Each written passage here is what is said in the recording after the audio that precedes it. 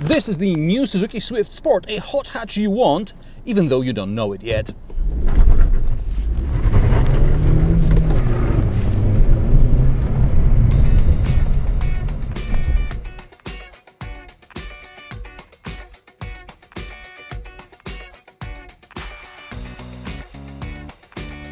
You can tell this is no ordinary Swift because of a different grille pattern and a different front bumper.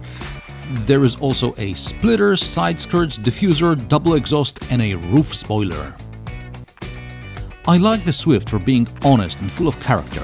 It can't compete in the equipment department with Ford or Volkswagen, but compared to other Japanese competitors, it's somewhere in the middle. It feels solid, it looks interesting and it's good to drive. Maybe not Mazda 2 good, but definitely better than I Have No Personality Toyota Yaris. Besides the limited GRMN edition, at the time of recording of this review, neither Yaris nor Mazda 2 offered a sporty version. But Suzuki does. I always liked Swift Sport for being exciting enough to make you want to drive it to work and at the same time sufficiently comfortable so that driving to work would not be unpleasant. For example, previous Fiesta ST handles great, but it's unbearably hard. On the other hand, Polo GTI is shoring us bit and you have to take it on some proper twisties to get moderately excited. In this department, the new Suzuki Swift Sport is just like the old one. You start the engine, put the car in gear and there's an instant smile on your face. Suzuki may have downsized Swift Sport engine from 1.6 to 1.4 and power increased just by 4 horsepower to 140, but with this new turbocharged engine, Swift Sport is much more flexible. Now, I understand people who like to rev engines high, but when there is a lot of traffic in the city and you just have to overtake, you have to be on top of your game, you don't want to rev the engine up all the time. So you'll appreciate 230 Newton meters of torque. That's 70 more than in the previous model, especially since the new Swift Sport is 80 kilograms lighter than the previous one, so it now weighs only 975 kilograms. All this translates into 8.1 seconds from 0 to 100 kilometers per hour and 0.6 second improvement.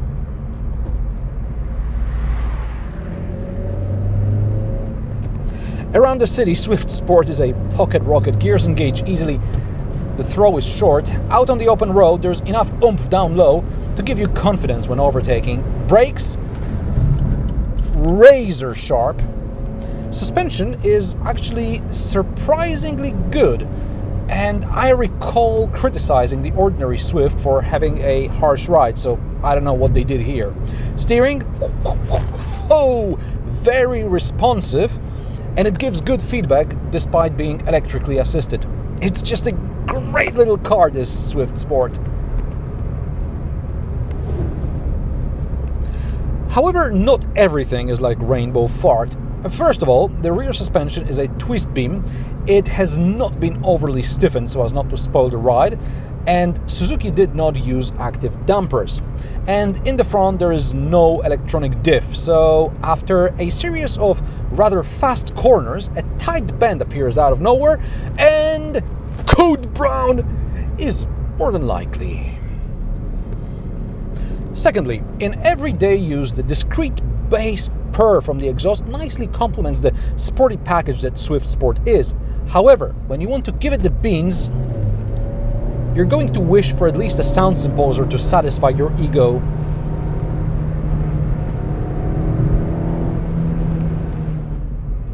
And thirdly, this is something that may be specific to the Polish market, but I'm going to share it with you anyway.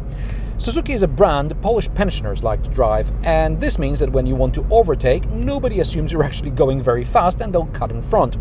It happened to me on numerous occasions in this car, as well as other small Suzukis. But maybe that's just Poland. How is Suzuki perceived in your country? Or maybe there are some other interesting preconceptions about other brands? Drop me a comment below.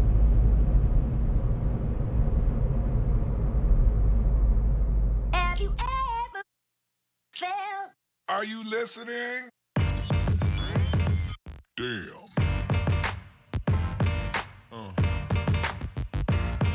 Yeah. On the plus side, despite my enthusiastic driving, fuel consumption did not exceed 6.5 liters per 100 kilometers. I know Suzuki promises closer to 5 liters extra urban, but I was really giving it the welly, and after all, this is a small turbocharged engine which should be economical, but only in a narrow rev band. Meanwhile, most Suzuki cars I tested in recent years tend to use just slightly more fuel than specified, but never go above a certain level, no matter how hard they're driven. Swift Sport comes with adaptive cruise control and active lane assist. They work fine, however, I hate the collision warning system. It is possible to turn it off temporarily, but I checked the manual and there is no way to make it less sensitive, or at least to turn down the volume. In city traffic, this constant beeping gets on my nerves. Something I pointed out in my regular Swift review, like in the Mini, also here the roofline goes far in front of the driver, making it difficult to see high-mounted traffic lights.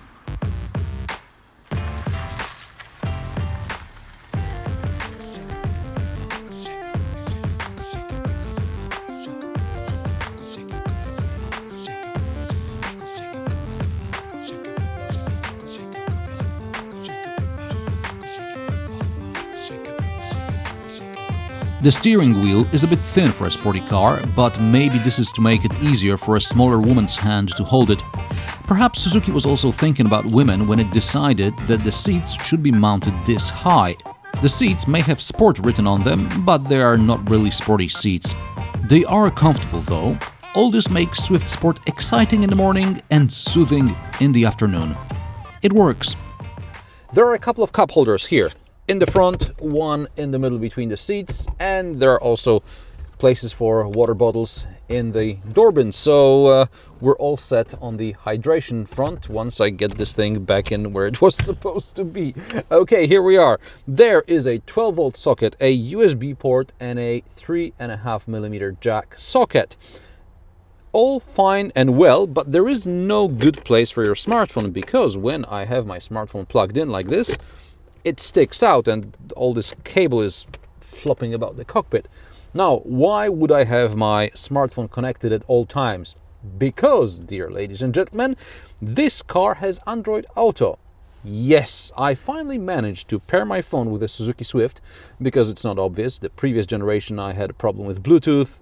This generation, but other car, I had a problem because it wanted to mirror screen, but it didn't.